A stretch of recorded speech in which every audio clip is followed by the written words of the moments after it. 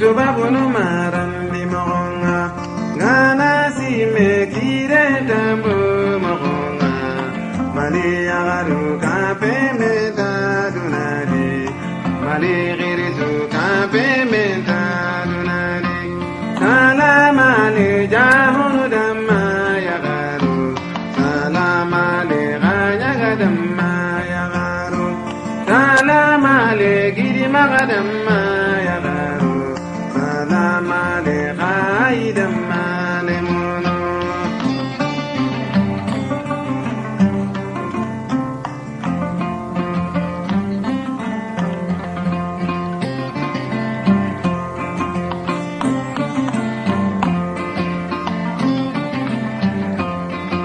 dikewi mbaka keruna dikenti mbaka keruna Sohambali nundo bonandi, Goliambali nundo bonandi, Ibenda goli malida, Anda Kenya nyimeda.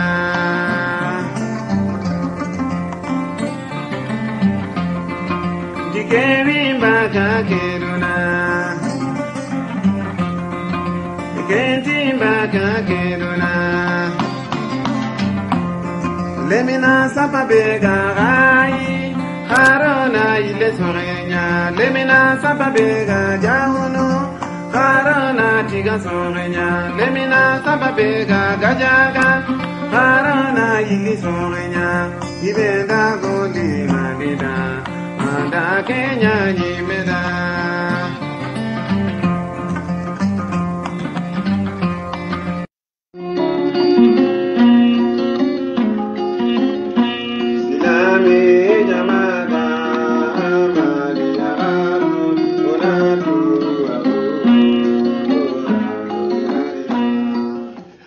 maramu o tin khasurangen assalamu alaikum uga waqt berlenki talata agagamu sinan qassegundi ntamudo segu sino wajuru fili tampile uga kutberlenki ibaka fankanga anyame nelleke militaire nunga hidega seben koro adingiranga na ibekaraga fobegani ekingani premier ministre bubu sisi arrage karimu keita arrage lenki iwa militaire nun kitendi e iwa kata katia e fobegani fankanga ibeka fankanga nyame lenki mali qanatunanti fobegani CEDEAO communauté internationale nations unies e kusuti fone agama gemikunga nanti igar ibekaraga ke neleke afankanga nyeme militaire nu nyagaraga ke wakati mali nanti fona garanta gemme ibekanga lenki afankanga anyeme mali jamane nogondi alla ganna bogumo srenyana mali jamane ndangane oga wakti bedi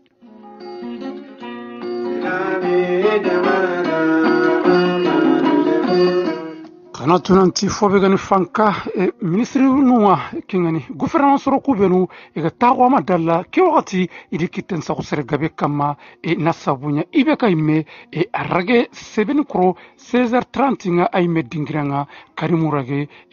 fobegani bubu sisi irage alla ganna bo kille kinni malinga alla ganna yuroye nyana mali jamane ndangani na ti flasen fobego maka kinni kai communauté internationale ado nations unies et union européenne kusuti fo anagama gemukunga na ibeka fankanga na bonondi nelleke awa militaire no maga oga wakti beri alla ganna bugumo gosrenyana mali jamane ndangani keni flasen fo khamarmi bubakar jikini fo begani umaru jagoraga di khannanunga ke wakati kingani jagoragandi ikafonga alla ganna bugumo gosrenyana mali jamane ndangani flasen fo o katta wakti rintonga ona takhasudangani assalamu alaikum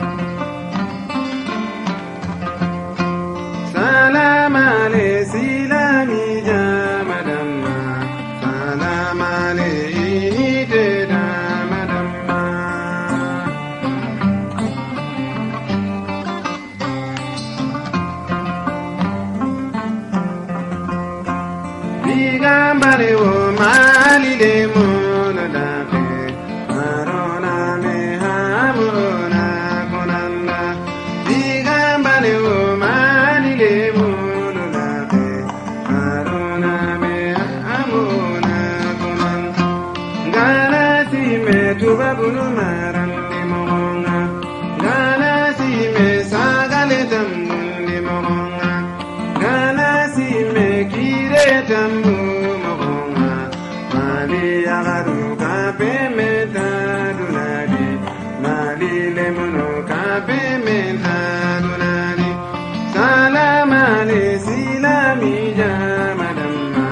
salamani aywa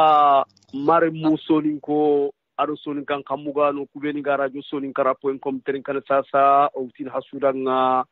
sunkendo khairi monata haylanga lellendo khairi monata halanga kiyendo khairi yo lenku kunga ewa onati talata nyani lenki ewa tubabu kaso begeni mois de août wata munda segun ko tanya lenki sine begeni wujulu filli ewa ado tampille ewa wuro haqqati tamunde ndo bani wakati ni 23h nga adango kuma kati francire minute ni tamdo sikko yo wala Allah subhanahu wa ta'ala tiga agro taxuli ke barakhadi haga tumu khobe wori lenki khere ona nguru ona daga katta malia haga tumu khobe bomu ko banga fini nga mu khobe khoti to yan dono nga o tiga mi ngo bondini soro kube go maka bomu ko banga ewa kengeni o kapal ba banjugu samba drame ado ewa sayidina umar yo mahaji katikani makagri kato inshallah iyan ti dono banga wati banjugu wona tananga na bismillah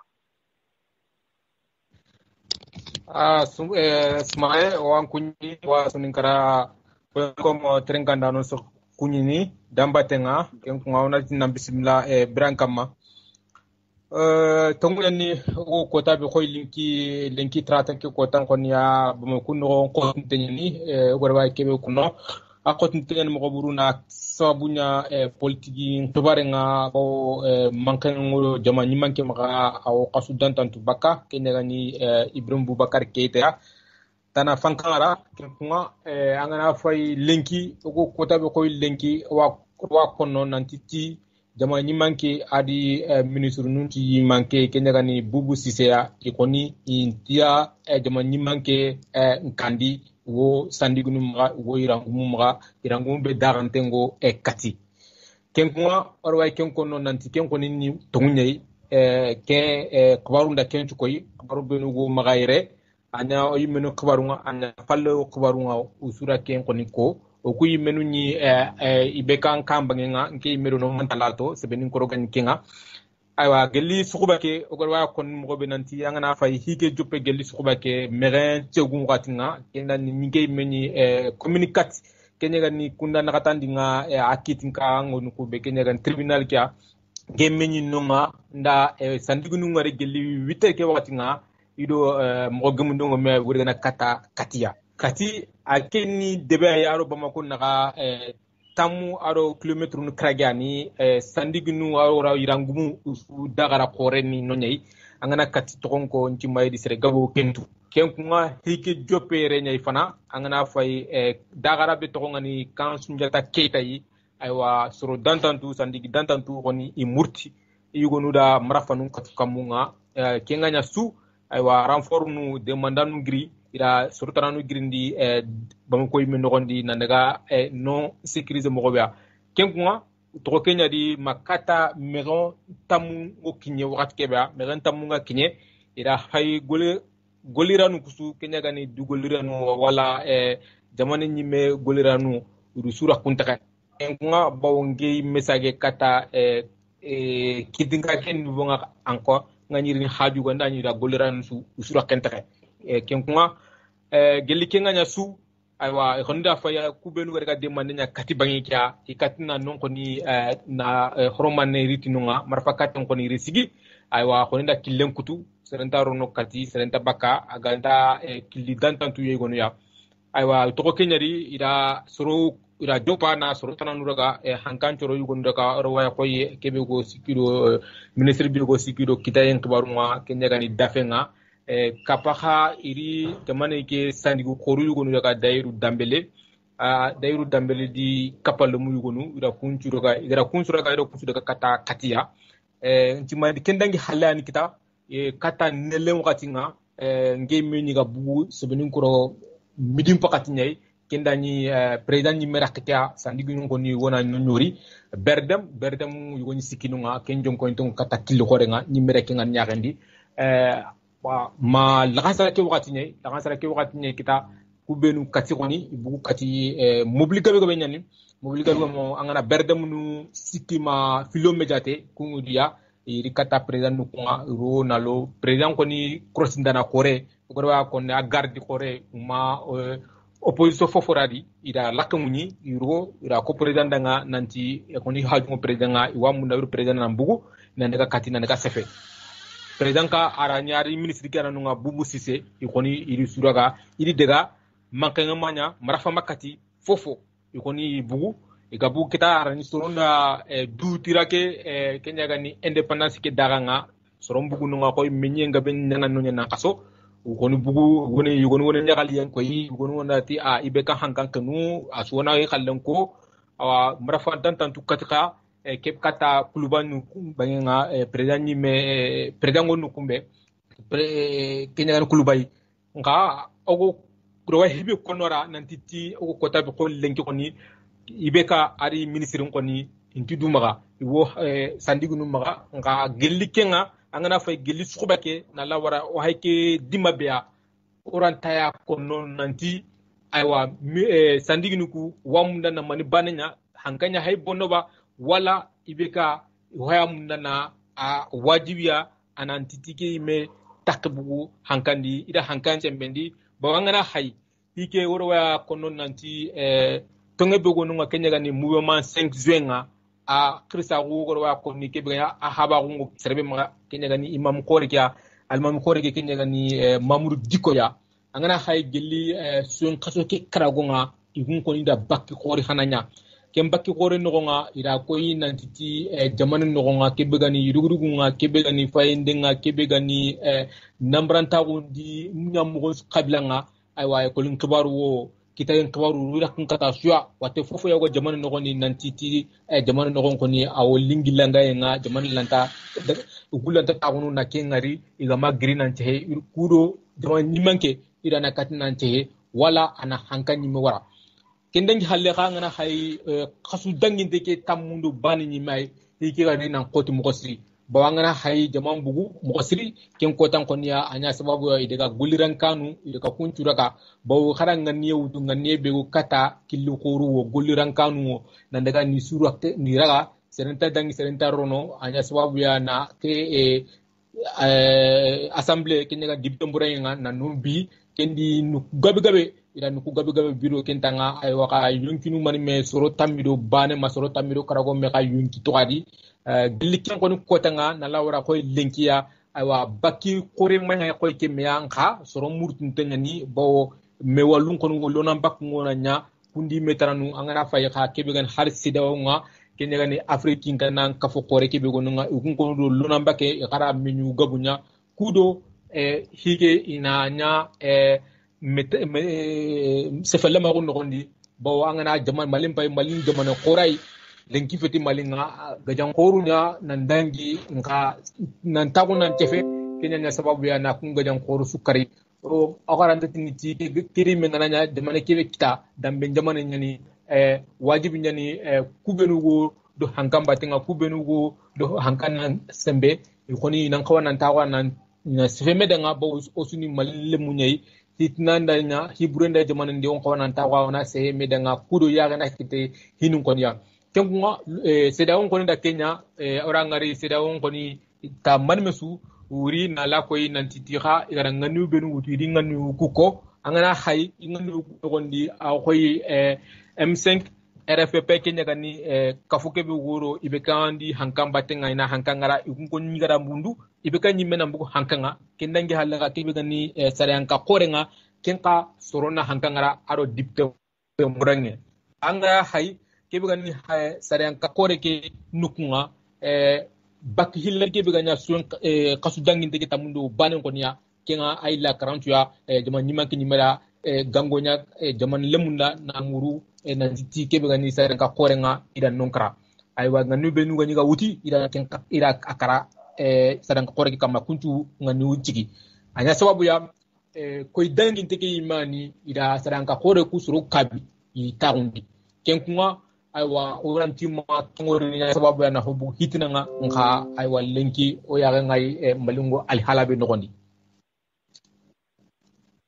aywa kunu yan marumu kubeni ga radio soninkara.com terenkan sasa hana tunanti hada hamaru munyan dome president Fodé Cissé ado Silman Soumaré ado Banjugu Dramé ago maktima bamako taxenglenki fofon to yaxe Banjugu kenyi mel bamako no gili suba khibaru gunya mo be Banjugu ewa awiseda yo Banjugu trindi fana de ngamul nga trindi nga ewa kori yonki mu bogu harsa kori seytane mu giri bamako no nglenki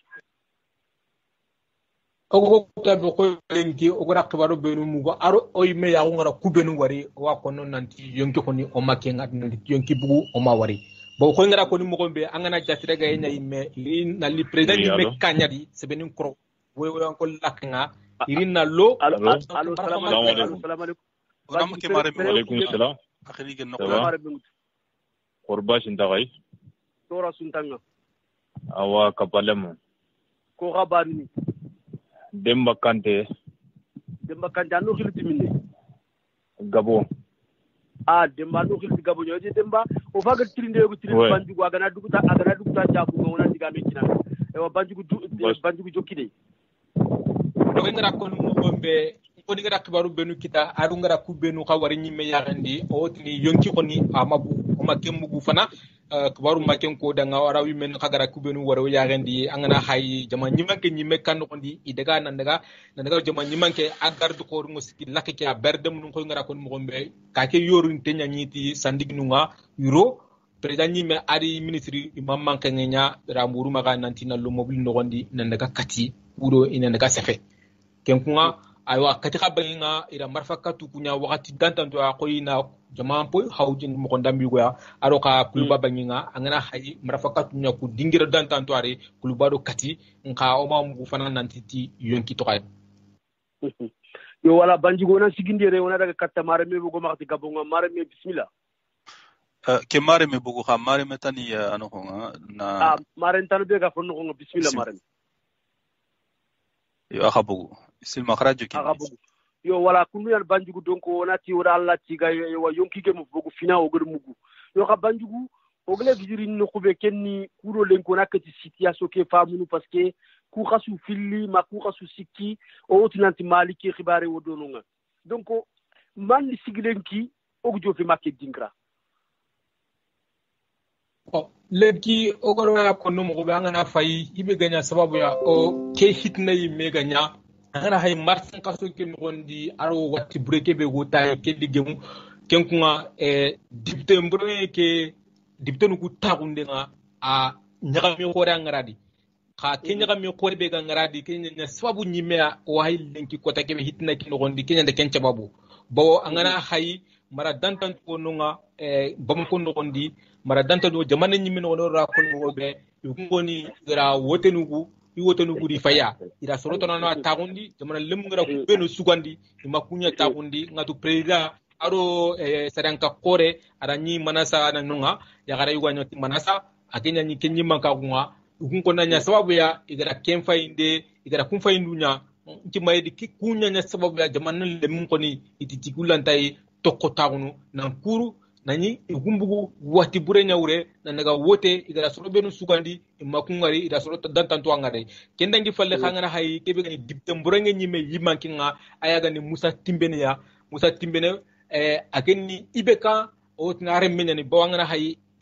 aga tagu kotambe ay mega se arakenya ko nantitike habe tanantiya kinga nandangi ibekandi ntimayedi bawarani soronta kenyugo imunda angana hay malin ko ndire khallen qoru gorwa ko university ona sigil folle man serew kille ko na mare mi assalamu alaykum alaykum salam wa rahmatullahi wa barakatuh mare mi ko gaban Samba Camara no khilti minni Paris en France Samba no khilti Paris ya Samba ala bismillah na oro Banjugu Dramé o dome aga directing gili bam ko taxini sasa bismillah. OK. Bismillah ça. Bon d'abord avant tout Nara Kuni Nara Mama c'est OK. Franchement Nara qui devait là c'est rien. qui est interview de Bernie, c'est très important pour le pays. Et surtout, nous serons pas mondi. Maliga situation B. Adamara Misugadi. Jamani manke. Angana Soronya Nantarundi. Soronya Nantarundi, Jamane Nantarundi, Jamane le monde du Konan Nanti. Anga iga Mali gère les morove kundueti. Parce que Garengeri ho signifique yani karma. Garengeri ho sigindi yani karma.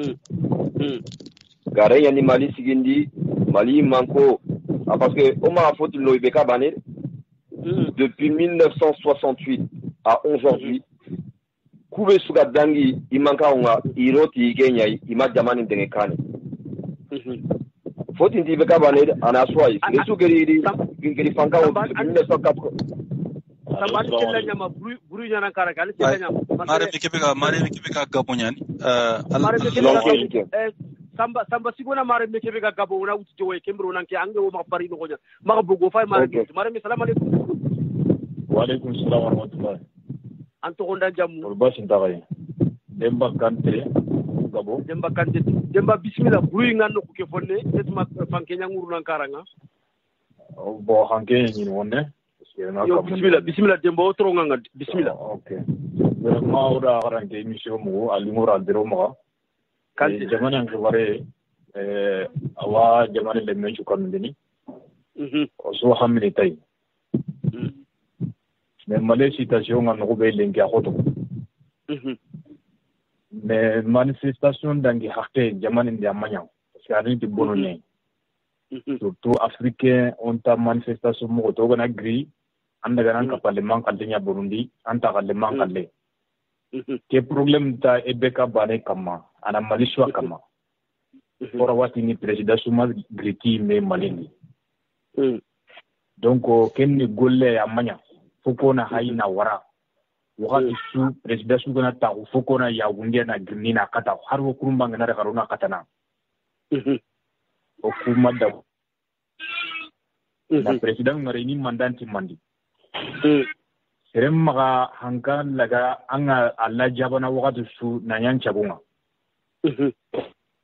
haro ni silaminu nya atatele silama gundi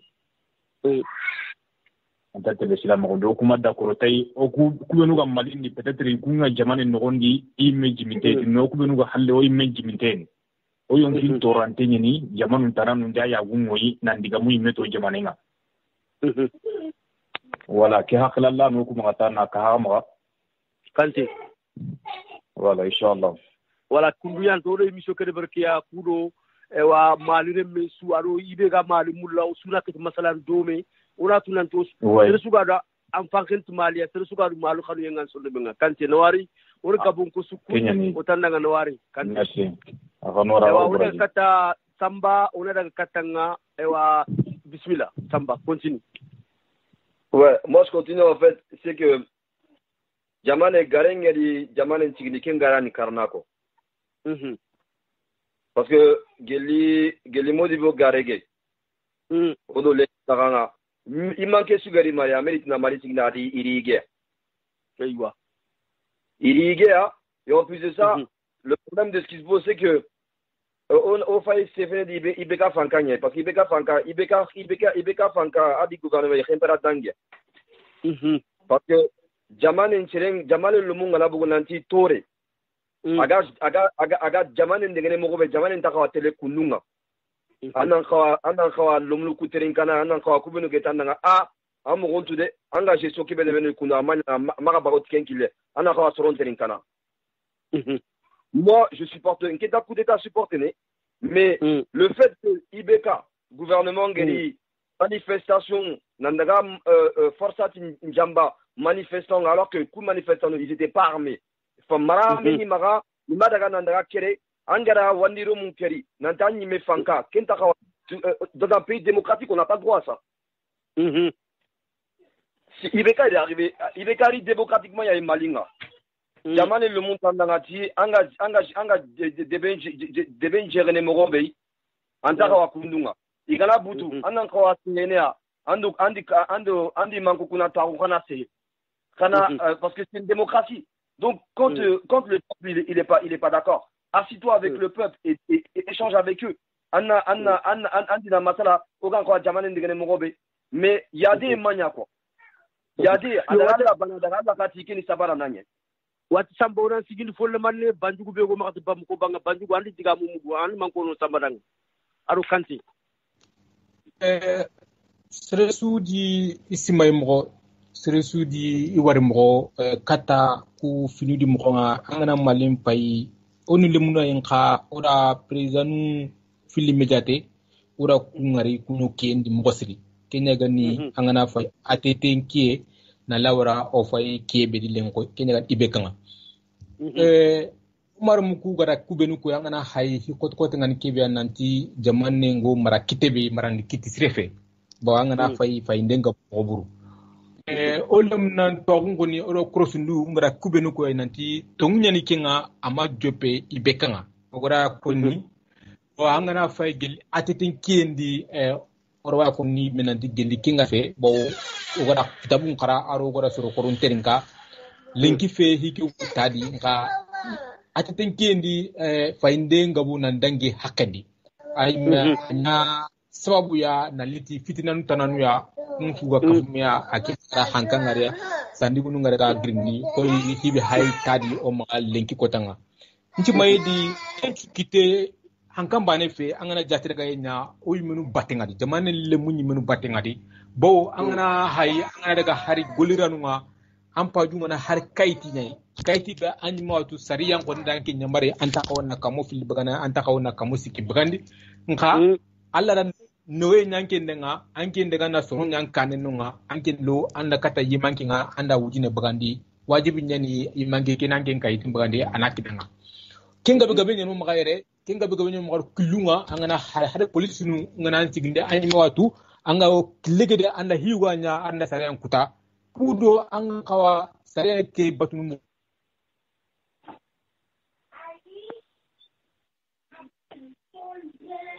donc ngisbana leke sigoro banjugu na khafol manne yo khona iler sambange mulla na trinde be trindanga sambantroninga wala sambangi mulina numulina trinde ke be trindanga nako maru mulla na tahani radio soni karapo en commentaire kana lenki worke emission tu na khere mali khibare kya kamma est ce que sambo o jamanu ku lenki e sissionin tono igati president ngana fode be raga ma khawa wala daga assemblée nationale wala daga cour suprême nga ogla wa destituer mo robé parce que ça c'est pas le en fait ogamula jamane nanda kane mo robé hein. Déjà il faut tout mettre à plat déjà. Parce que c'est pas normal que ministre nous ou bien c'est les sous-gala golimari gouvernement ankelanya banay daru home yamara les gangaro gouvernement nata ankelanya banay, c'est pas normal. Ça n'existe pas un ministre ou des personnes qui travaillent dans la fonction publique qui deviennent des milliardaires au bout de 5 ans. Ça n'existe pas dans aucun pays. Ça existe qu'au Mali, que en Afrique ça existe ça. C'est pas normal. Déjà parce que comment se fait-il que Djamane le Monga Kiri do Mali Khbaran de Kébé Ibeka ne même pas sangala Djamane Kassimna. Awa tile fo ho deberi do dula awa confirmer na akin ko ni soronga. Dulle mpa soron kerni Djamane no wadiron pa ikala wadiron mo wadiron mo nga lo soda sa no wa idara no la ntiwa jamane ndemala foki jamane ni mekita kunga kala fa kunga sanga na burina wajibi soron kilia soron butwa mais wajibi nyani kinga donc mes coups d'état moi je tiens pas un coup d'état mais le fait que le président et son ministre ont donné l'ordre à une milice forçate, pour moi c'est des terroristes, d'aller attaquer des manifestants non armés et encore dire qu'on est un dirigeant de ce pays, alors que Ibeka il est arrivé démocratiquement au Mali. Il n'est pas arrivé par la force, il n'est pas arrivé par les armes. Et les personnes qui manifestent aujourd'hui, ils sont pas armés, ils ont pas de machette, ils tabassent pas les gens, ils manifestent parce qu'ils sont mécontents. Donc lui, il doit faire en sorte de discuter avec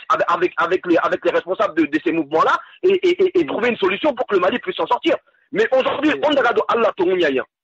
Ibeka, il décide de rien au Mali. Ibeka, c'est la France qui décide. Ibeka, faut dire la vérité. Il faut mettre le point dessus. Samba, j'arrive. Mpagari, dites-moi certains qui le président, c'est le Sénégal qui on a continué. Serento Marquilling Fina, donc na ko maro mun nan numéro téléphone ken 09 70 46 40 47 09 70 46 40 47 samba diga menga ni sa banju gatrongo banju gatrongo allo aywa c'est bon atrongo banju gatrongo ya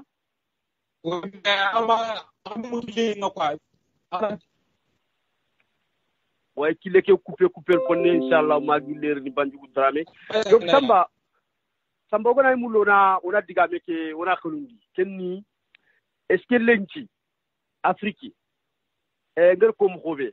on a besoin d'institutions horonya ou on a besoin de loi horonya le gana président allo samba tronga wa tronga ndi ngantri kana selebe gana banju kan tronga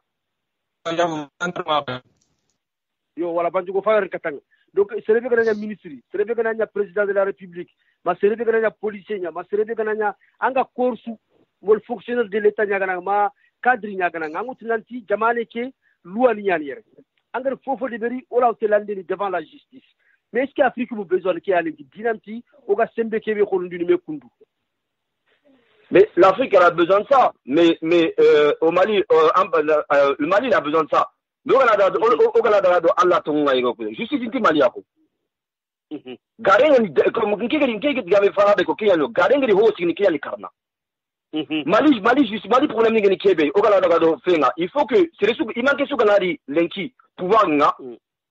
il doit faire une transparence sur sa richesse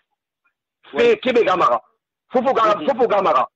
on a tout aga tout gabe qui la race sous on a tout comme ça ici comment fait-il que de no c'est les gars 1500 € qui la race sous oku ni debekay oku golini osu be golini debekay c'est les gars 1500 € qui la kinga kati villa ta kana 200 millions 300 millions faut qu'on a droit la tourner une race qui a des tourner donc faut faire ngani jamani nchigini ke faire jamani karna donc et au plus ça on a colossi on a fait tout failli lenki la situation du Mali tout le monde sait c'est qui le problème. Moi je le dis pour moi les premiers responsables c'est la politique malienne. Toutes les politiques toutes confondues c'est les Souga Dangui Mali Mankaron ils sont tous complices ils ont tous trahi la nation. Faut dire la vérité ils ont tous trahi la nation mais eux c'est les premiers responsables. Les deuxièmes responsables on sait très bien c'est qui. Les gens ils ont peur de le dire mais c'est les dirigeants français. Faut dire la vérité parce que ton Yanio Modibo il l'a dit en 1960. Il a dit quand je vais quitter, j'ai peur pour ce pays parce que des hommes et des femmes politiques indignes risqueront de donner le pays à l'ancien colonisateur. J'ai chassé le colonisateur de nos frontières, mais il rôde autour de nos frontières et ces colonisateurs risquent de revenir dû à des hommes et des femmes politiques indignes. Au fait, qui est Lenki 60 ans après. Au fait, qui est Lenki qui s'arrête de Bécal. Qui s'arrête français, qui s'arrête de Bécal. Qui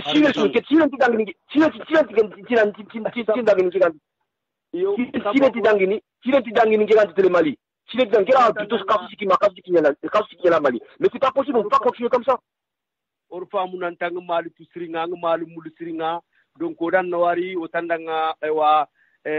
Merci beaucoup pour l'intervention.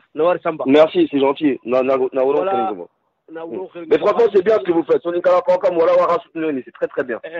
Merci beaucoup, Nawari. Voilà.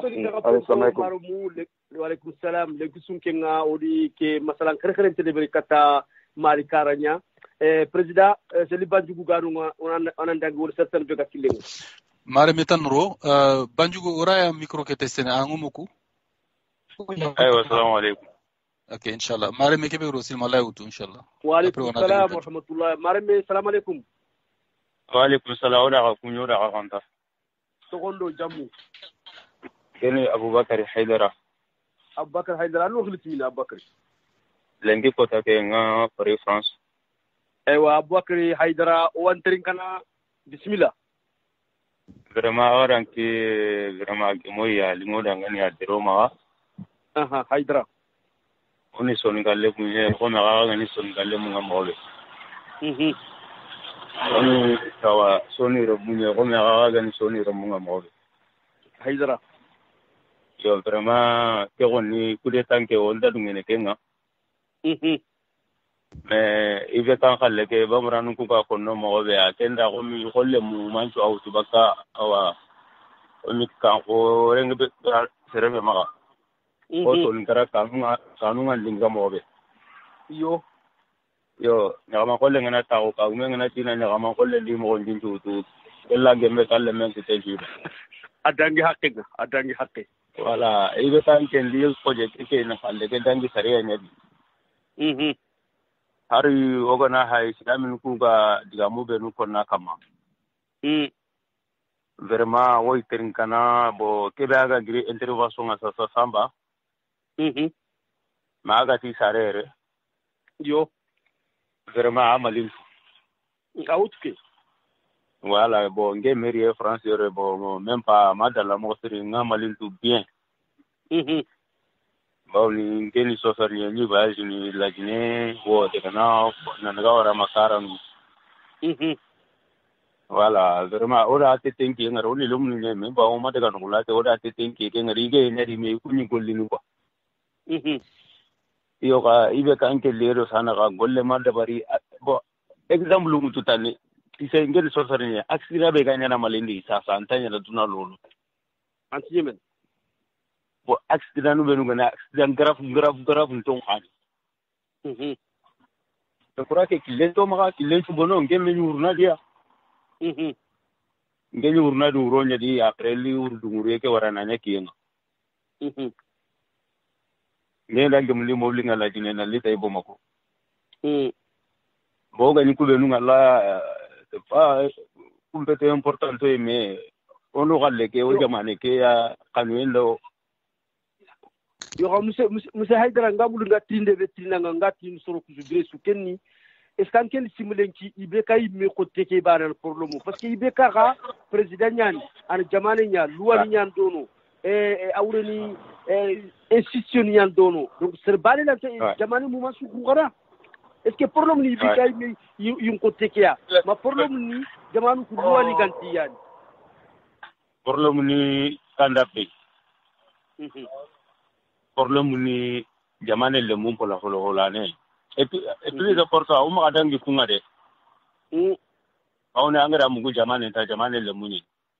yo why France yere même hari hinkin tendi droit ni ko min ko menu ga ti droit asli droit ni ko hari ko ga makatin wala haru su ka ga makatin lo droit li bo no jamanu ku ga ni jamanu be ni e ga tini tampile jamanu bo nge wonni ke ni mete madunge tay hari nke do ko su be nu ga masala ida ko ni ngani ku ni madunge tay nke ha banka ke mi medin ke ni golini do benni ngai tenga girno ngal lebu mako après ndega sino na gatinya jamane go Liberia na ngirno na nyiler ni malende ngari ndi mbere munyo me malenu sasa ono to kawancha na no kutana no soronye ono kungantanyela bo kenchuri tu problem nga anga na ibe kanyi me hailing tibare bega passe ke réseaux sociaux oda sungare oda soron terinka oda higabe mugu me okunta malini okuna malim palle metel ma jamane ke kallingo da aga ngoy yo fon terinke to soronga pour que anaka tinamfani anaka fu famu wallahi Haidara wala ibe kanyi mani jamane ke me problem ana nga bawni 2013 anga na hay 75% asulti ibe ka tabane kemme madam le nyamale le pe ko min wala ko min nga ngara ko mo be aga tinta dumene ho yari dunge kenfi eywa bo anga na o me ko mi kosi soke bo o mi haru waju na ko ka kono mo be alla sare ke o ga barake nga na mali nazara ko kallenga kenya tambe no ko kam eywa kiyani Haidara mo dandiga mu famu parce que jamange be yan kileke inshallah wa terengene nge medda la terengene mo sir wodan kunyi o tinanda nga Haidara inshallah barakallahu fi aywa no wari ona ile kata sino aha Omar Makadi ay killenga mi anes WhatsApp kia aywa Allah danginin na fay gilgana hagamu Omar Allah diga mum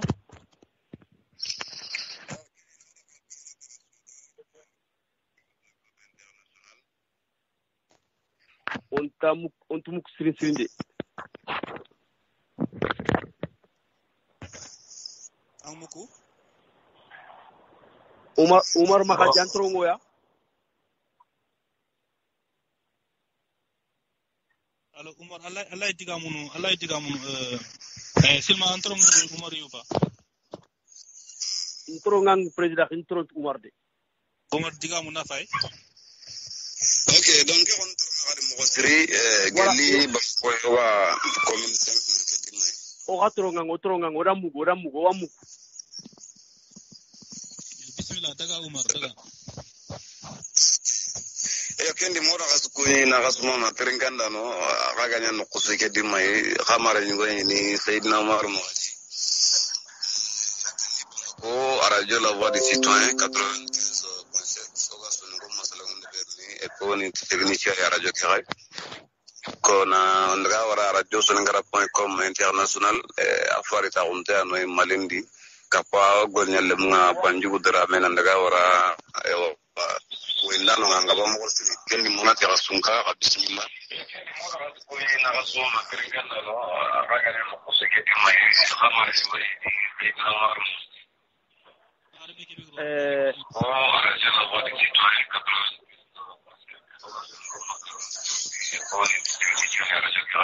Usmana digamu ku yile na president yile na.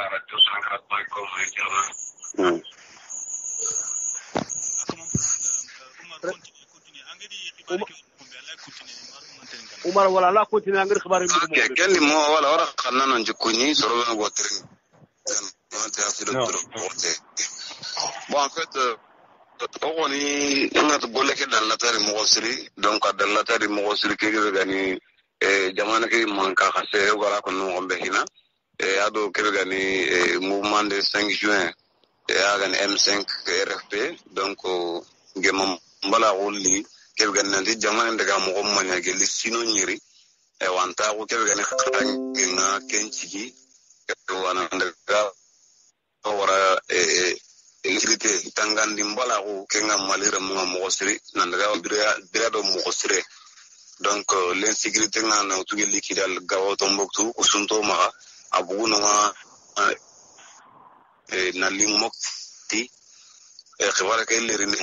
les réseaux je crois que 5e raison voilà donc ari bugu no na lima sebwa l'insécurité ke agani mali rezo na gatandi ida kusuko khibara khote suka jamane hakilum bono mo hinju daga mo mai da Kenya kona da nande vraiment ana soro ay garawa golle ke Kenya kana tima boy mame hamu en fait donc golle li khoto mo tida ale bo tsaza ke wa anan démissionner immédiatement donc quand on a un digalle ma golli jamane di mo sire halle boyri tiketa ka kala to khibatendi ida memorandum na kinai jamane daga mo nan tana premier ministre kini a plein pouvoir ana to khibatendi donc iri gadi le président gadi aile ke aile baka kan khalle kamosi boni ke khoto na khoto bo ida sorol laga na lima le 19 ke le 19 d'Angintege, voilà, Boutintroni Khoremna, Igarina serait en côté au Mali, serait en Khorebe Ganogat ni constitution, quel gagné Nantina Mbara, Jamane Charanungana, Kidaronia, Jamaningume, et wa Hinchu Bonamara, mais à Wasro, à la Golden Honuganta mérité, donc, Igaranti, division civile, voilà, Nambara, Jamane donc le 10 commandements ORTM jamane ncenka gore telendo radio nandaga ora assemblée cité ministère nakul aboken nogodi osirina forçat mbagandi voilà ken gouvernement tu démissionner premier ministre mbane na no ado et directeur cabinet no nyenyi no donc forçat ni unité ida touriste nunga jangana ari kenga la population na sergebe kere mais je crois que sergebe meda khibaru mogombe donc quand tu as côté na hoka golle ke donc c'est da onda tanu menime wutu ida solution nkini bodikangebe ho ya rema katabaka parce que président ko na tongo meda oga kebe khili tordon kotaku wal ma ganta layru timandi ni kenyin da soron ju bononi voilà donc hintu nga tu songon pi allo eh okay oga akati belengi ko hadi militaire c'est ora gatini anti pouvoir ke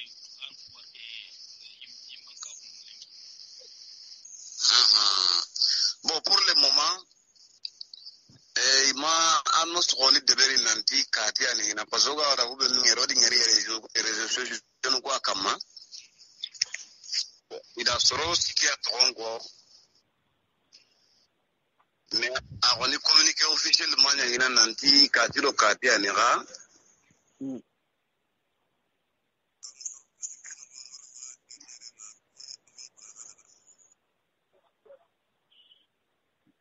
Voilà, Koulian Marumu, Odo Seydina Oumar Makhaji, Ago Makhaji Bamokoya, Oda Faga Stephen Sasa, Aga information in Chinoya. You have the Digami Kahada Mokobeta Kemi.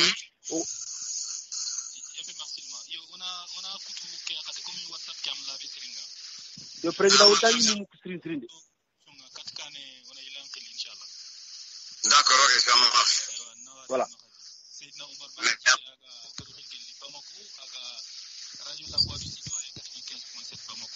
Président Ontani Moukstri, Ontam Moukstri.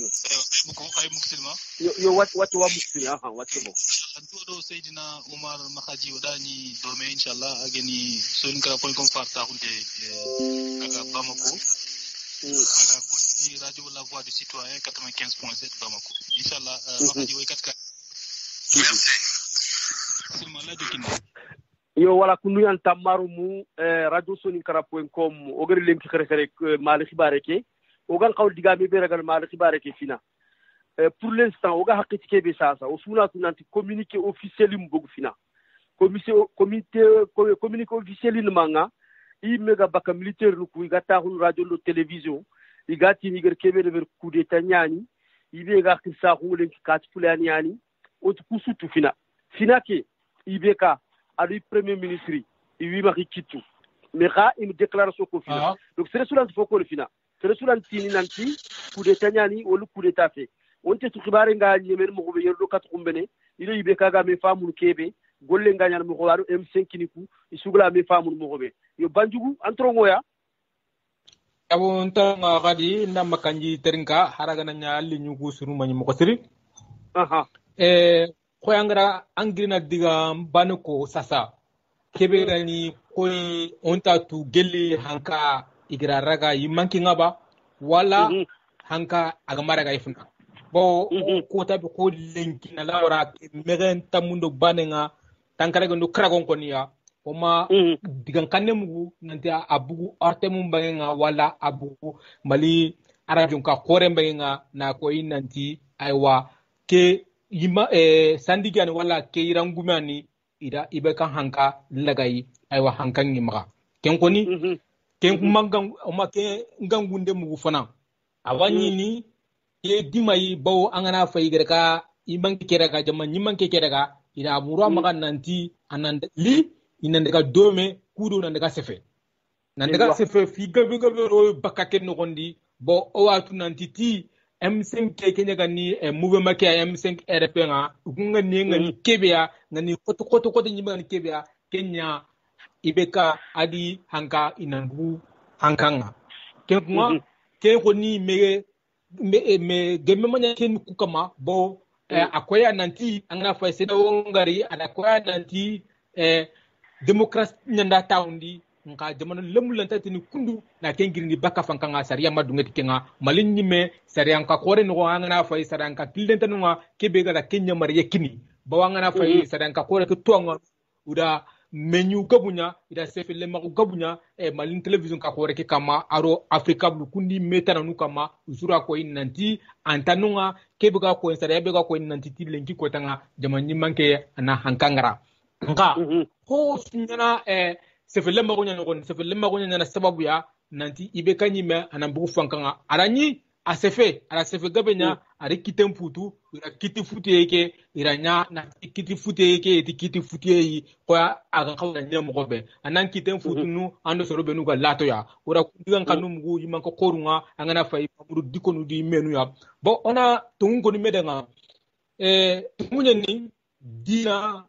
ankawa itakarono jamane daga mugonundi nukumbe sirenga fe ankawa itakarono di nka angana jatega ina malino gondi geli ibekan ko ni gari geli ibekan gari ara sendo kora yakini dina nga politikin kunda bawa angana fay ibugu iyambugu yimanko koru kubenu goltuni dina choro ko iyambugu nan tatu kunyanda ibekan tahundi 2013 ka yenda tahundo ka 2018 ka aywa hankangari bono ke wakati ya akumanga bugu gelli kara tam suno ku karagi nogondi o atu suno ku karagi nogondi a hankango na ndigar kilube a kilufrufe o ma bake wari bake be ga ko ni nanti jamanyi manke angona jamane maram ko be o ma dungi tay nga angana jatre ga nya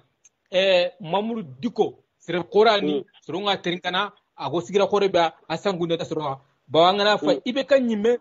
ani ibe ka kan ibe kan fanka nogondi bawangana to conseil islamique nga kenya gani islamen dina nyimman ka kore aya nyikinga sinu monme nogondi na to ko watinga serebe ganya farenga fankando gajenga anu no kimba ka gajenga anu naga aken kafunto nga aken nyimenya sababu na militaire nu aken nyimenya sababu na militaire nu ku fogabe bugu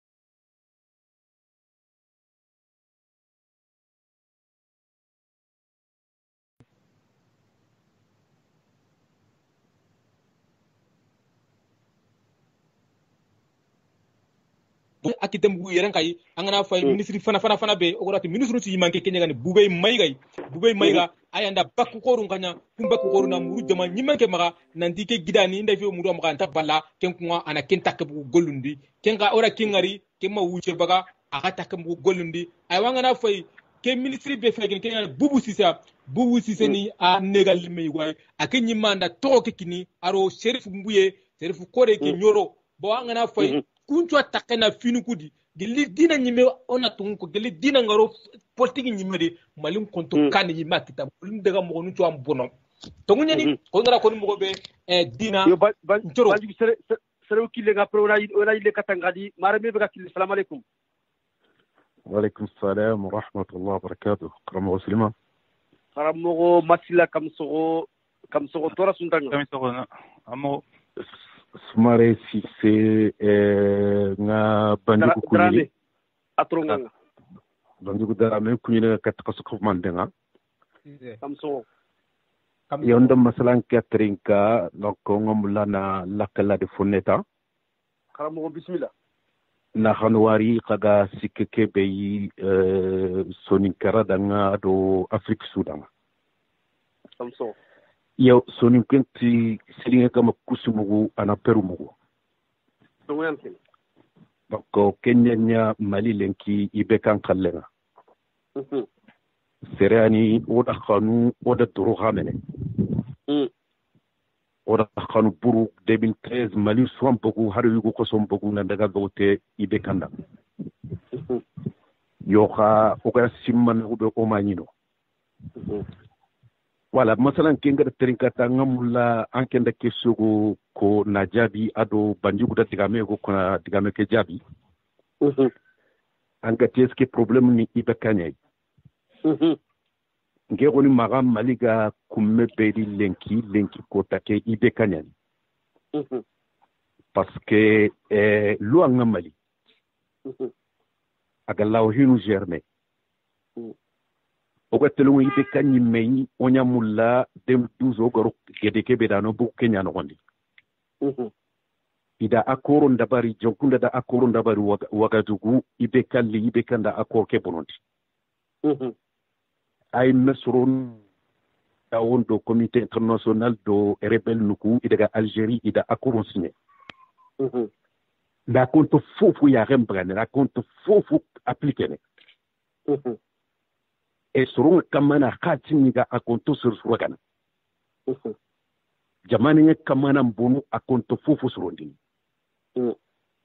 donc ke mouvement khagiri nantina dian kote ko ina dialogue la kamuni idin dialogue direct targa seda wonyagri donc seda wali gara fufu ko ado mali compétition ta mewutu parce que sere be gana ke lango tengani experience nganga an jamani har wujine sere gana buku annan kawana areas karama na tawa ma manifesta so hillandinga ko di brambe mahmud ko kati an jamani le mu dagandi ndiga ikhirandi ndiga musa traware gara do mahmud ko khiri kanyadi mahmud ko gara kona daga nan tufu kannam bugu annan diga mu anna awa an jamani le mu khi andina diga mu donc Kenya ni agada mundu M5 magana tindiga mo ben c'était trop tard parce qu'il kundi un mouvement il a organisé donc pour moi oui système problème wanunga kauga problème beti lenki ken ibeka atordun kotaru akadun kotaru ado okuya simananti expérience yana mais expérience tay haraka isu aranta kolini donc ken jabinga kudo namaga tanke mudu karamu sarambu ci dangi donc celli diga benga yibe kay mi xote ki akamma est ce que mali luwani tono règlement tono président ngana kilengara ugatel par serian no président ngala bakatore ngomo xobe oui kenni na muramba ga peuple na manifester ina munda maga anan dimisone no aga défaut ndebe aga défaut ni mare iga sinan tar faute ndebe président faute yo garbe ke faute gan kawa destituer oui yo ka manifestation balan siki aga kutul baka oui mais jamane lemme jamane lemu et peuple har loi nga peuple nyana loi kamba donc peuple nga boku nanti ni buten ko inanta o da sagira kullan kama donc o ketan na kebe de bara an kontay duru oto fankan kini sertanay haranga ma fankan kini sertanay totalement mais fanka ho kebe kini sertanay parce que en comptant que si mendi kenga c'est possible e wati ga dag jabu filande ke banga ko no ha donc jabu hilandi benga ko no kenga ni kega da dinan ka ba kebe ko parce que ngaken kala mo aussi yo mare me makorti wangutu inshallah wangutu mare me makorti agati ima reyazi gelli manda hananga parce que watu nanti manda hananga makolli parce que dina kumena ikuntelleti sharia killenga sharia anti fankanga igena killengara onjonga awa nugudun kulla kunyani daga kundonya lenkima iwara sehena daga kundon nokondi même mahmoud tuko sina nyille su yani khili kulba kebe kamanya aokono ada kutta mari me jamana nyema jamana kana ke oga tik daga mo kebe amanya population nyandi segura hulan kama ki o wan palle bolondinde nga jamana nogonde kasinya yige nga jamana nogondi donc correction jamana nogondi fo kenna ho dabaya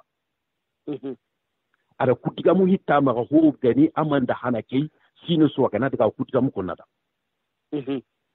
ay me kada ko nan ti diga ma daga kundondi nan diga ma daga me antat nan da ayat nan da yo hangaram palle ko itani me ko anta khidi barne yo kharam wo ngi moro no famu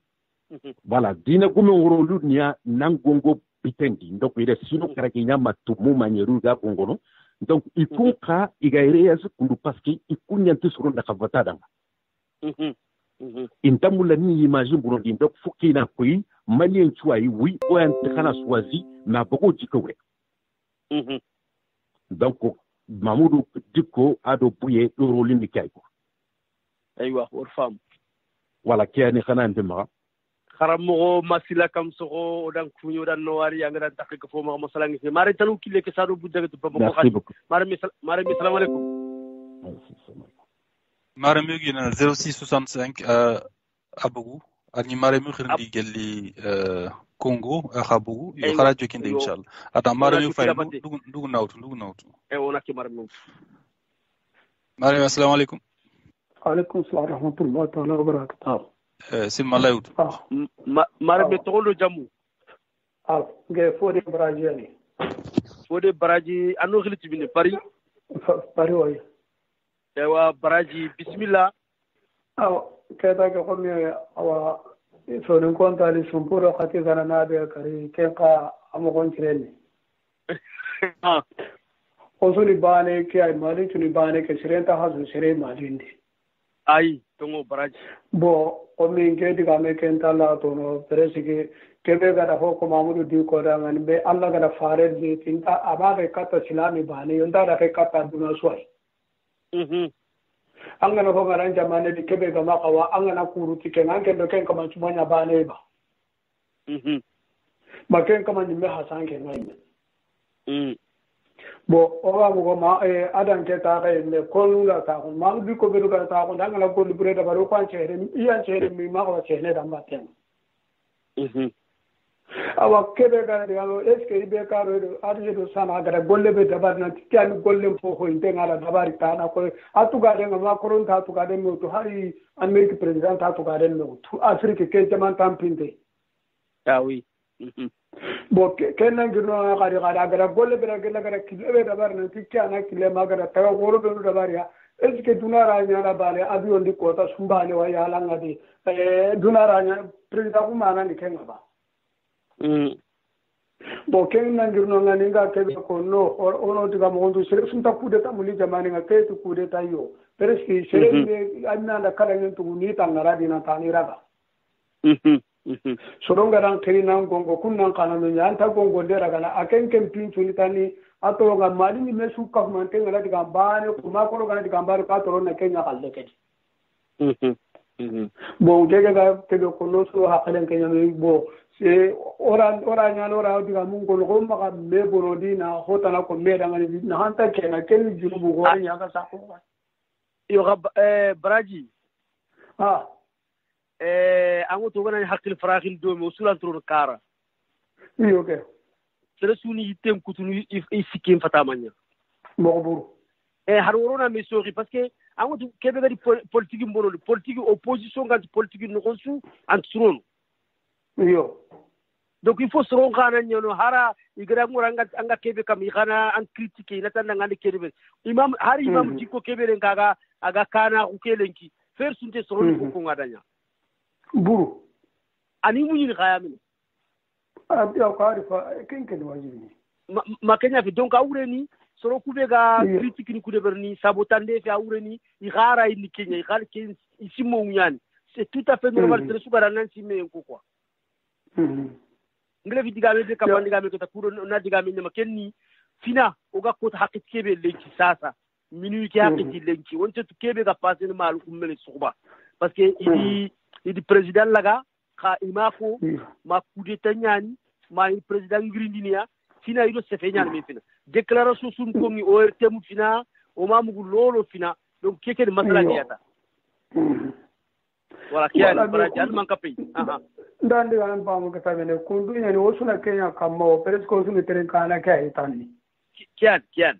yugo ogana jamane bawo jamane gari rangana hay serebe ga kara sorra be ga kala bo sere ha bama be gana kalanta mungunu ho ga jamane la warante ni tani ago manga sama kanyin ko lanko to kutega balla o kuna malike na kundu nyeke tatani way braji bo ona dudo goto ona sabare mundi ona do ameda on do tanni o kayre na kebe alla kenyo da alla ganna kanda amin alla ya rabbi amin alla ganna wala kenyo ngege na kenya tuta alla ganno de man alla ganno idala amin ya rabbi amin alla ya rabbi kube ngara ti seda on diga me seda on meni me kata kam president afrique le ki sokko ganta ba kada jamane na na ganta gi asubara asu antaba asubara tempe to ku banede de ko ku benu ga dude mana ne ga ga ni na dude mai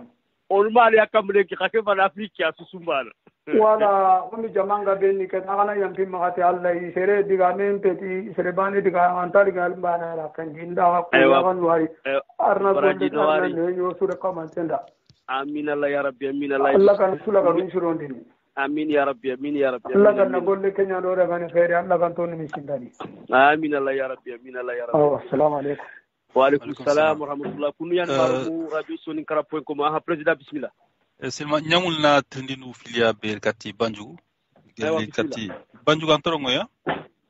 ayo antorongo agadi trindinu filia ni mahdi yere afofana wodu wori imagine nga soron nga pisin no hongi ka bontene yugni yukungutu eti ibeka kanyane est ce que kenga tungunyani ma sahaba nyan ma gare nyan kinya trindindi fananga yere ibeka nyime kafeti agara ministre kurumanu ku benu tagundi kabu begani ke begani ministre bego kata kitembangenga aya gani metri taponga aga kenta undi kitayi a kengoliran kake imani soronda ga yere nyina daga nonkara ime bu koreke ko fiani ingar nyengeni o jamana nogondi ntakawana nya bo angana fay mankangene ne grisu jamana nyimere munya mbaka na daga nukunun kara ko ngara ko ni mo gombe ngana fay bakki filandi ke beganya 11 kasudangi de ke tamundu banenga idega diptembore ke kanya kundu nyei idega tungoran ko ka kayugo nunga idega ken kanya kundu nyei daga nunkara ne yo kuntuutu asunni mare nyei bo jamana lemu ngama maresu akabaka selenga akara kunyango akana kunyango lu anyana kenya ngara ko nanti tongunyeni ibeka nukugo no amanya nga oyimenu non tagu no dufai baliye sunan ka wonan tagu ni dufai yala ngigo na kebe nan ka wana nyaba yala ngu kilebe kama kilisire nyani mo saran kileng mo damben kileng ngona men kileng kama ba besu nan ka yudu trindi ku trindi no di menu ya nari trindi filande ke kenni waxi samba kebe jongal ronagedi kebe ko geti france an ko aga meren malinka manglenki jiwre ay ko jiwre france yani lordun kinni ibekanga est ce que kenga hakumbeni ga mali khat kengori gelgana yi khager wori man kha intern france ma khodi mali nge linki kotake bon au soit tout nanti france ado mali kapala maru linki fe afrique demanu kubenu france gari marana dangi nan kaso au soit tout france kandangi kamma mobe tungunyeni mali angana fay kitayu gonu woyere ngunyengure kun kitayu ga wo gura france dema wuta la france dema naka kenkunga angana fay gajan kore kebe wo malinga nogondi ayaga ni unati dina ngajenge wala inati ti terrorist ngajenge kenya gana kemparandanga nu ngajenge nga geli sina sinu kujunu piltamundo filonga ibe ateten fanganga kenu anya sababu ya France ko ni kensina ila karanga iyali demande nya kata malinga ngana fay 2013 ya aya gani opération opération ke me trompe pas bu ngonde on a yakri wanjalangi nya ni so ngona akli wanjalangi nya France ni ntatu serval opération serval kun kanya sababu ya na kun kempara danganu do ku dina nchoronu ba unyamunda na malinya dina njambane nyai ogoro akli état islamique ken karo malin sariyanta mewutu oko kota be ko ilenki ken kunga ko do kun kata timaydi tongunye na ngana fay po wakati nyugonunya sorombugu ura kunyugonu koyi nantiti lenki france anana oku jamane mara o madungeti kenga haragana ni france goro dema 2013 ke nogondi haragana lenki angana france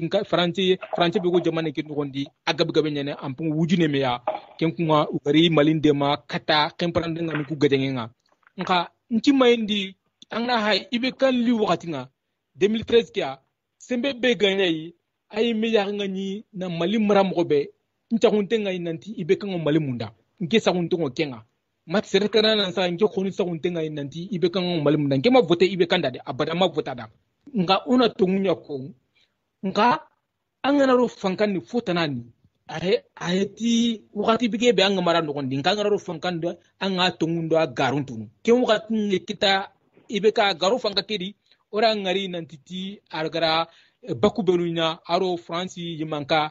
yimanke koni kitengaro men gondi lona bakunga ora ngare hankaki wona awona logo malenki kotakia nga afrique su angana hay ko ngara kon mogombe afrique ingera ta kono nante afrique jamano nunga lenki kota nga koni France na hanya goro kinga nanti France ni ya rentre kin kama igama girina fo yanya bo fiani oso anan kawo kutunkini mea sedewo kay kini soronga logono sedewo ka kona semben kinnai o ko ankata Afrique de mu ko ankata semben kinni ken ka hoya kudo logoman ta ko kebe go nyonoi nambugo hatan kullum bayenga agarawo walde mogobe ya go kitay mogombe nka ogu yimenu duru ogu ga ma dungeti kenyai ogu ma dunge meda ngaya a yala hatan kullum ka khari tawa na hayi hatini a khar togomea oko goni wona hanganu kubenu ya o fere kata mogobe o kuntanga na mogobe nti mayindi figabe go bana no gondi o garanta as kono lenki nan titina anyama nari drame wala kuluyan marumu radio soninkara.com halo ewa emission kebe ga domi kenni na khere maliya danglenci president sertano kilema seli senegal kilenga ona jokido masala ke batenga o gel digam kube ko takuro tsunami kati me famun sumare teringe fonne na ni gara digamen jonga ngati dinancoro li takalo politique di anya sababu ya lenki o yarango o gona kebe ngari mali nogondi pawanga fay on lemuna yinka o gona kubenu wore o yarendi o simayndi politique nyai dina ni nyai ka ora ngari nanti gelli ibe kanko ni kienga tungu nyima sembi khore nyankini dina nga politique kunda fofon tanyana anga mangari avion nya ugura soro nya garo avion nogondi kata chef mbuye ya sero korani mbuye ago nyoro sero korani ananda dalala dahrume soro nya lo mobile num paka avion num paka nya daga nan kata mbuye ya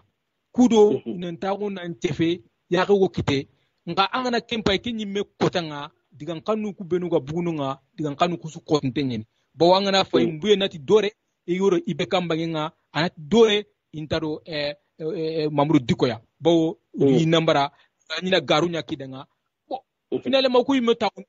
on taka tu demane nyime go daga kilebere bo fofondenya sorontu sila ina me khoro kata kenyu ku kasya ako sasa akenyi ma gona jamane mara ako sasa jamane dinan toronya gona jamane mara kesi mayendi ko ni dina nyai tongunya ni jamane no gondi watu yugo no gana nunga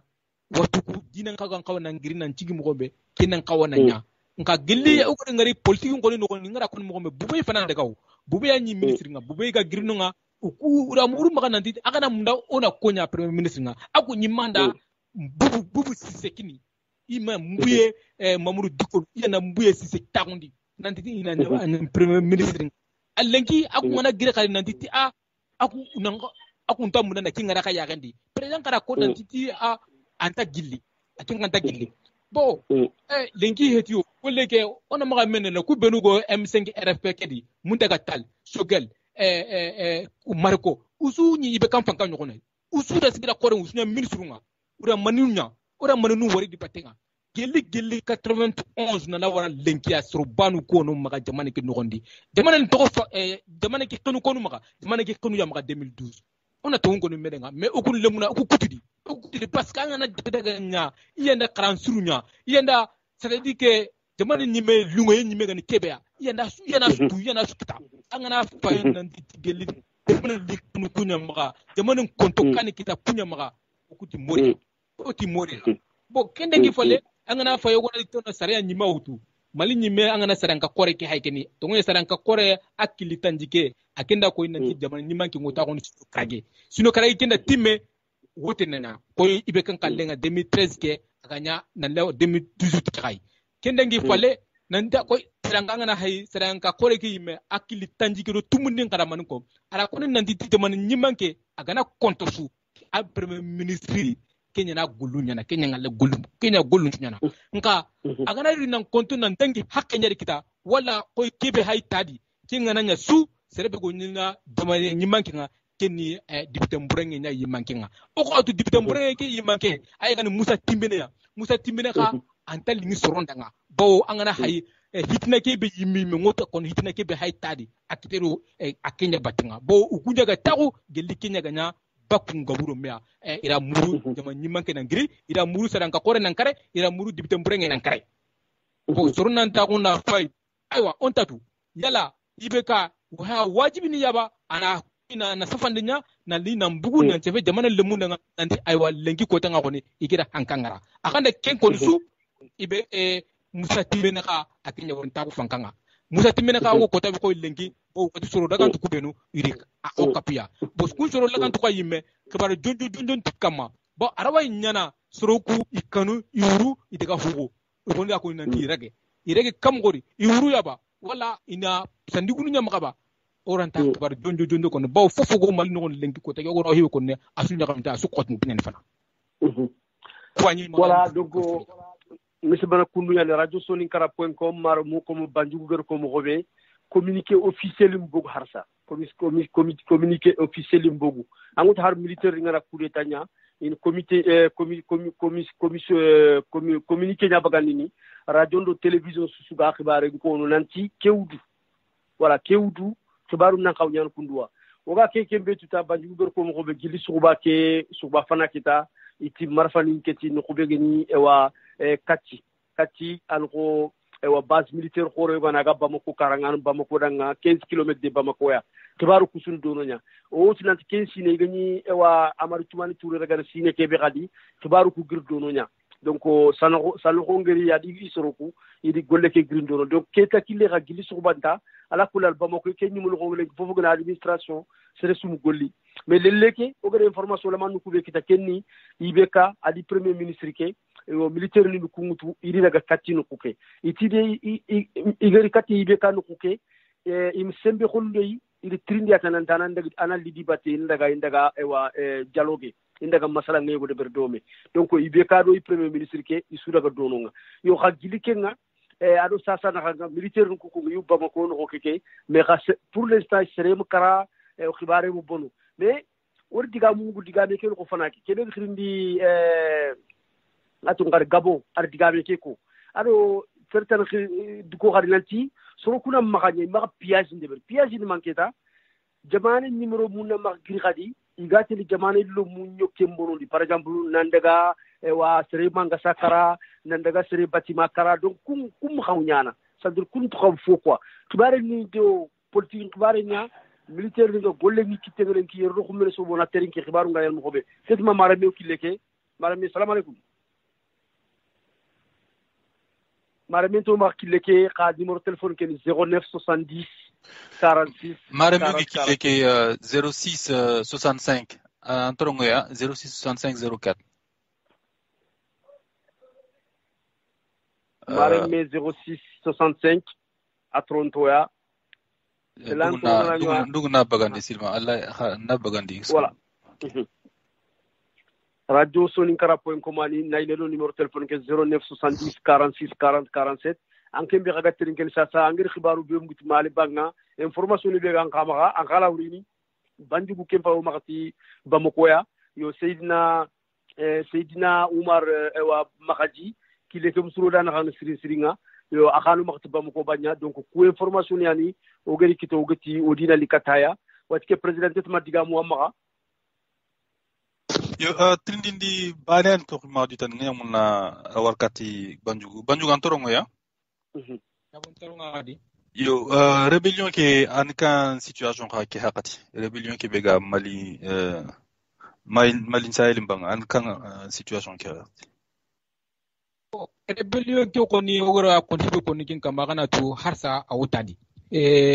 kemparandanga nuku wutuni kota so ananga fay gurgana kanu soronga bo angana fay koyke yimme no gondi sandigi nun daga bego sikaso mara no gondi kenega ni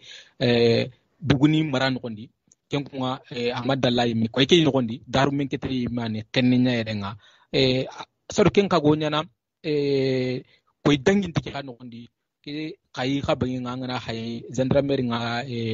kenega ni development ko ngana bugu lagamane sandre jamane nga sandre de ben kondi ikaraga idiga kanu yerenga na sirbani ci masirbani yonkin katoko yerenga kenkunga awa koni nantiti kemprandanga nuko koni ikari golunga ma ikana ke kibare mu akawa sembenya talankinia kenya no gora koni nanti fi yugo wonunga jamana lemunan kawana taguya jamana lemunan kawana metringa ya jamana lemunan kawana chefe medenga ya kudo yakango kutifinu ngomobe amakinye ona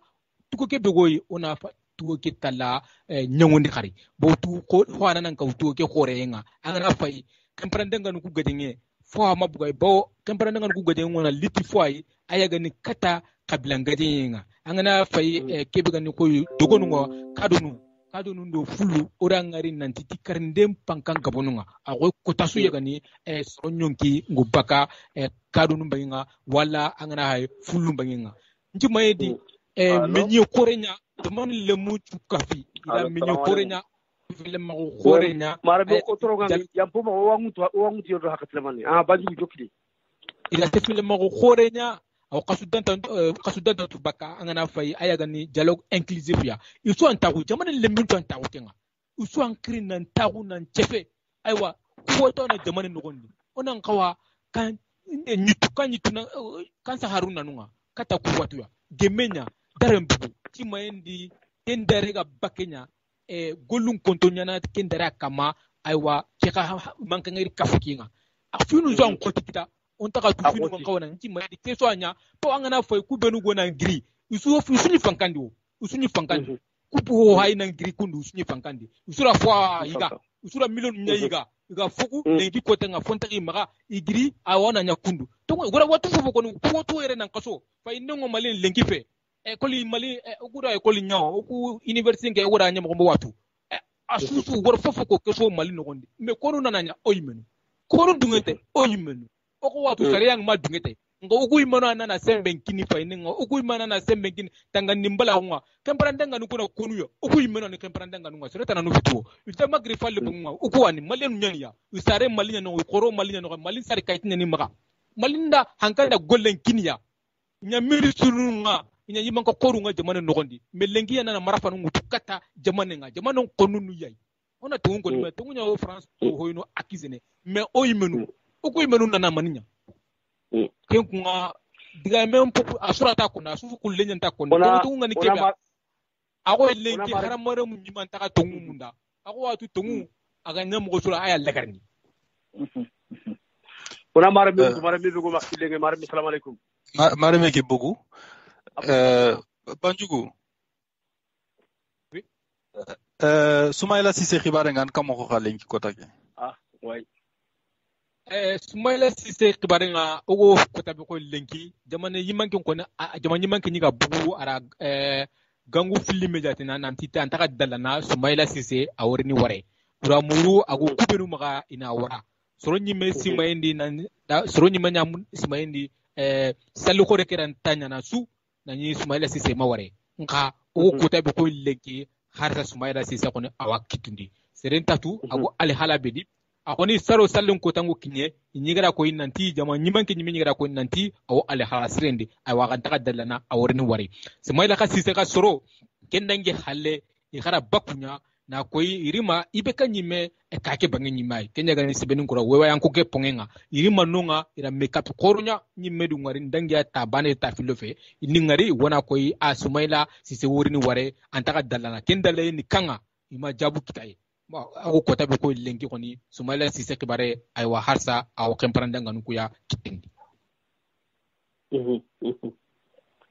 ewa kunia radio soninkara.com hakati ndaka ewa ame bakamarumu ewa oda ke kare lenki puru na male tubare kia ona kati diga munkinimi baske garinge benyani lenki suri internet ke kamma whatsapp nge benyani facebook ni kudo instagram ni ku aro twitter ni ku seresu diga be yoga linganda ngi sedde mi kha ona tu akungara ona yille sagina hadanni khali nanti oga hakati be sasa communiqué officiel mbugo harsa orte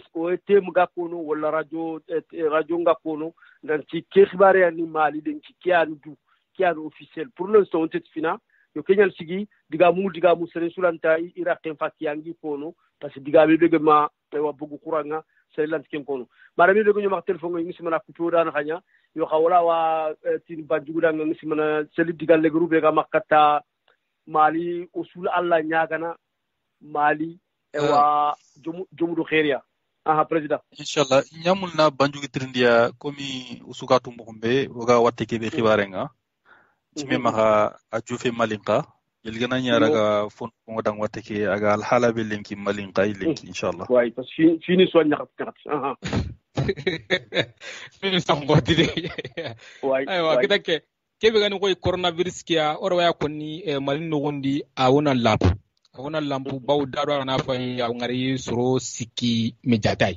bawo koy dantan tubaka angana wari ya ngari soro benuya anda dangini soro kragidi koy siki me baka o ken no godi angana fa ya kebe gani hari bonne bayenga aga sembelgo kenya angana fa kenya sababu gora igara kilu gora gingun sura kungunyi ko tabe ko lenki malin kon no gondi nga igara kebe muru soro maga su kenya harsa nugum bipade ke sorona njukido kin londenga ken ko angana fay ku ben wona ko yi khalsi wuturan ko banki nunga aro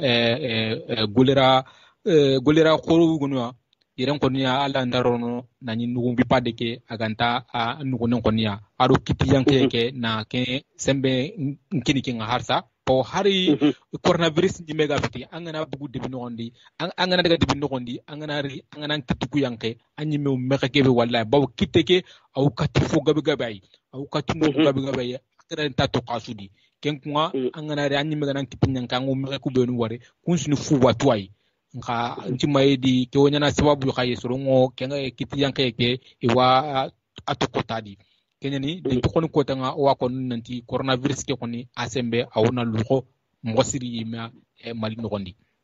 alhamdulillah president Trin Trauma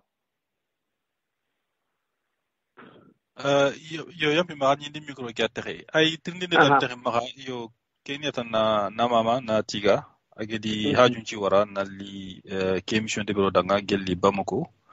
amno surtout ke hakati kuron kupene internet kutu yo kenyantani ado Umar Makhaji ke nga makhlegiri rono inshallah o imma mana yo kharaju kinde inshallah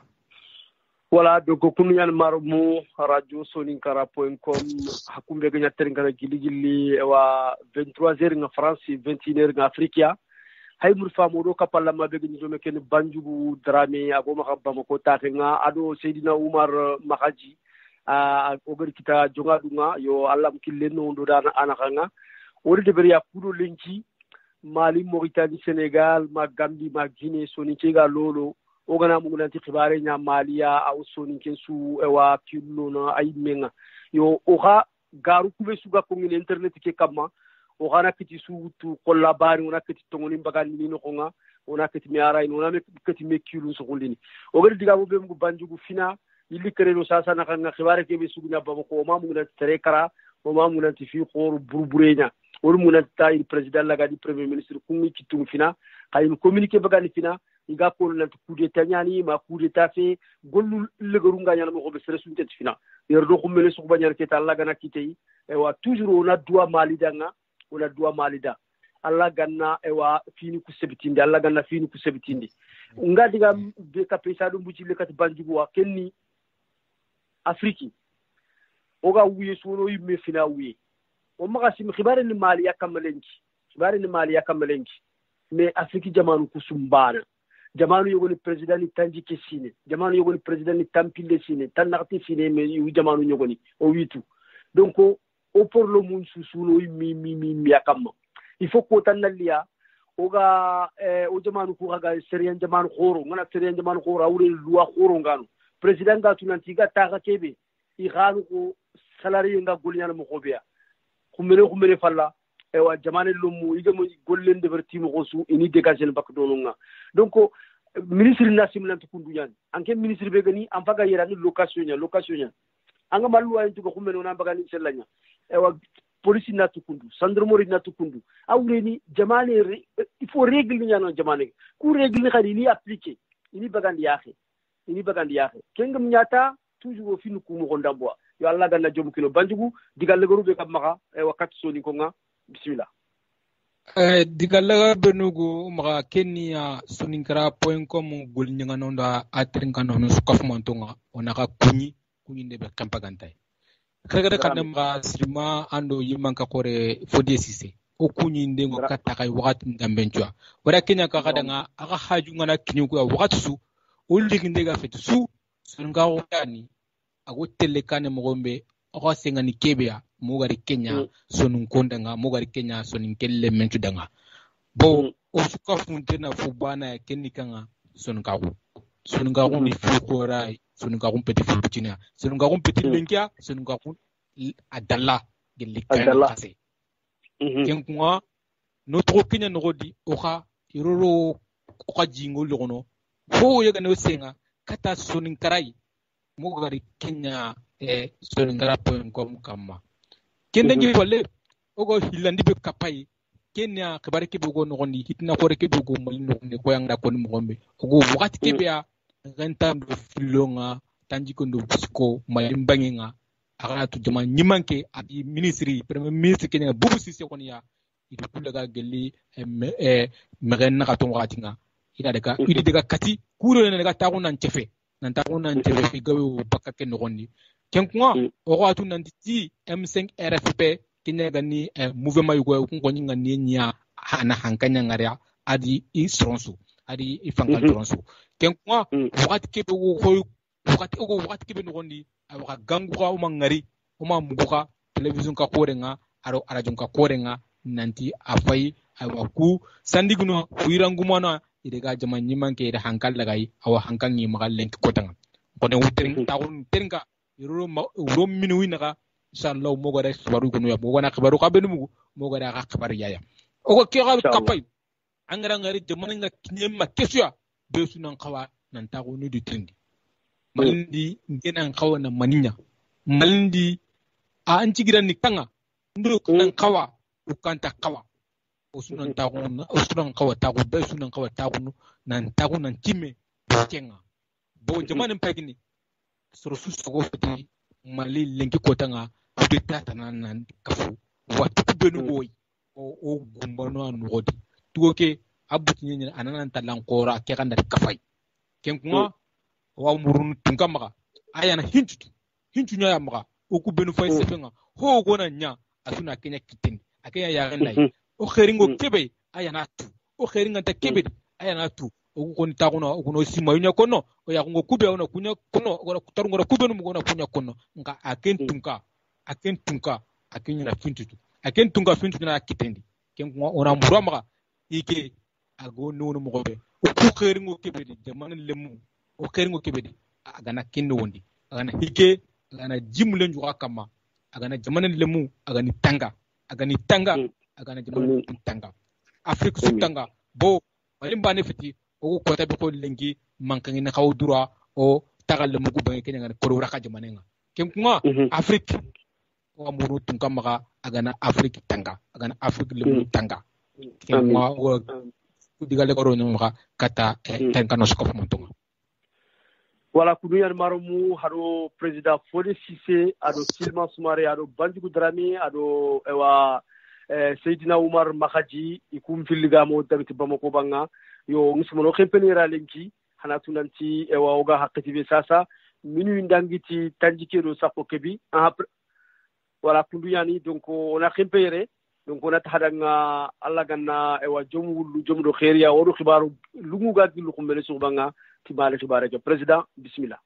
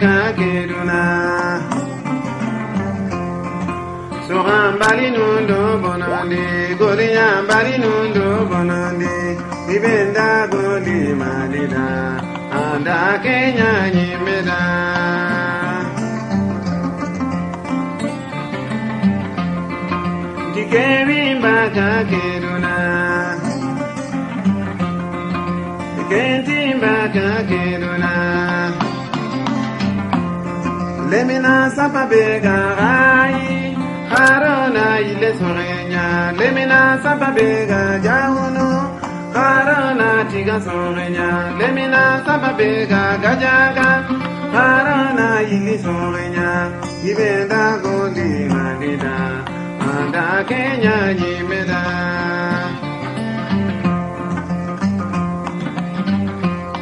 lemina sapabega gidimaga Garosuna golenya lemina sababega ganyaga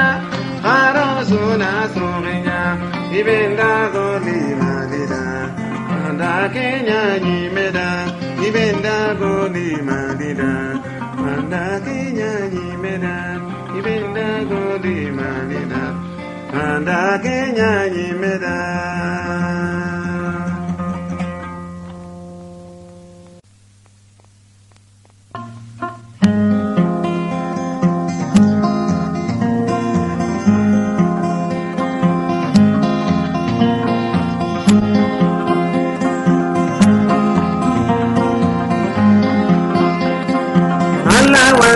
ya haraburene banamaida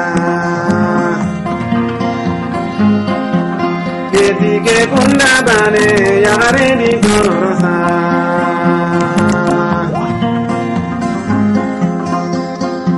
Allah wato ya haraburene de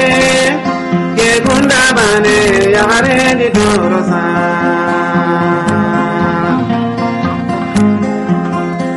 dilo se bane ba niroga ke bane siro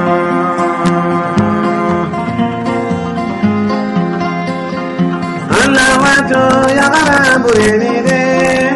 ke de bi yagare di dorosa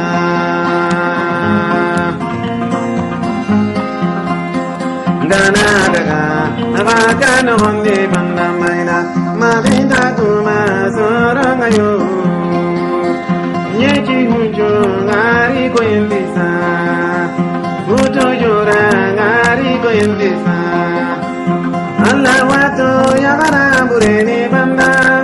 ke gunda bane yagare ni duru samuru yagare adiga na ke tusa na yagema jahe darame garunga jawara bara diwali bara wali jawara bara dama jawara bara jaga he geserenni wage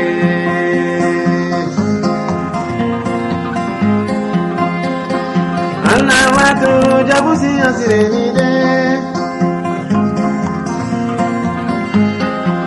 gade aminata silla baru sireni sa baboy jagora baru sireni de fodi silla maru sireni sa magoro basilla jabuso sireni de diyu basilla baru sireni sa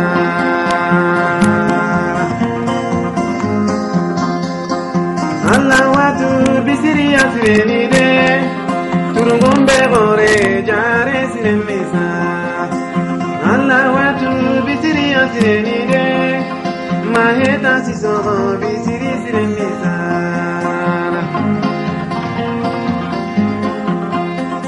ariga na ke dosa na yarima jahedara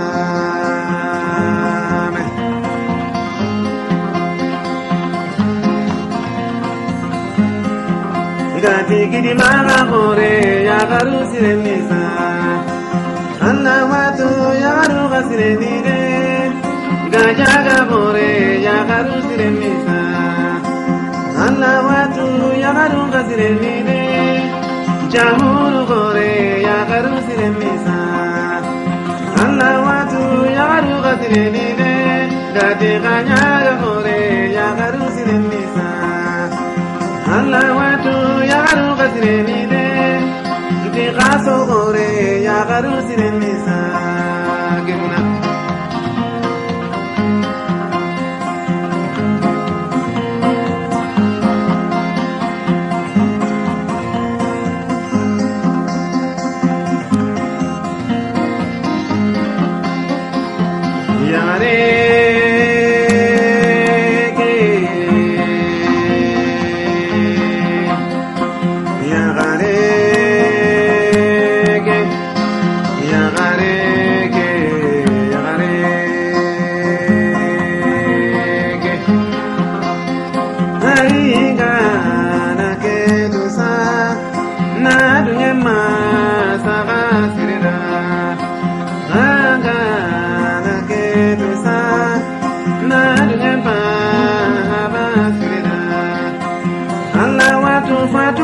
sireni de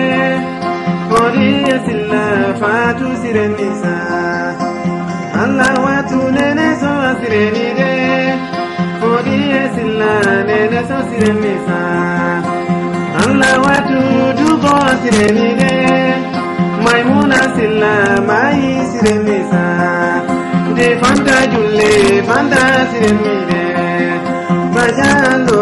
bajalo sireni sa de fanta namodo sila sireni ko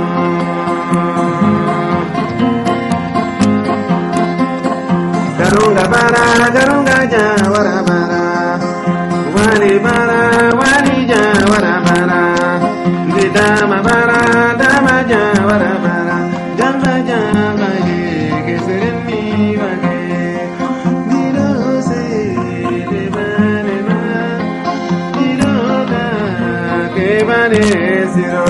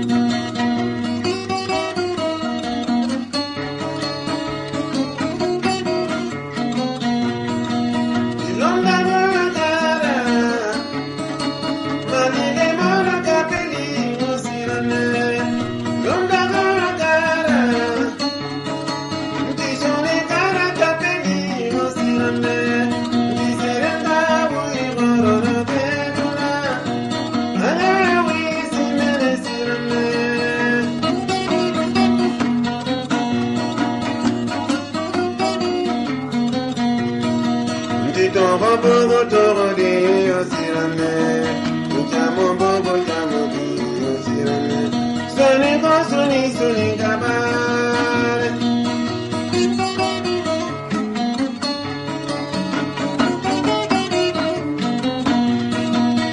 Toro bogo toro di osirane, jamo bogo jamo di osirane. Soni go soni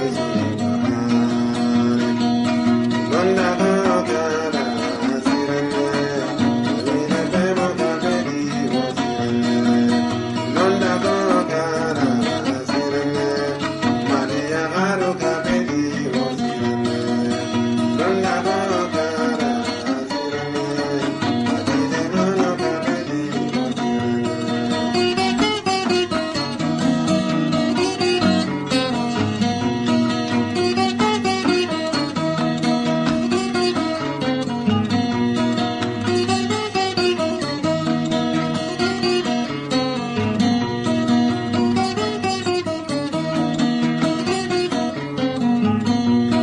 Bismillahirrahmanirrahim. Aramani pale.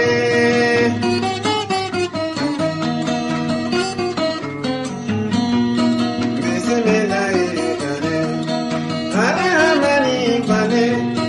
Tere yando kago da da da baby kero kago. Tere yando kago da da da baby kero kago. Maria do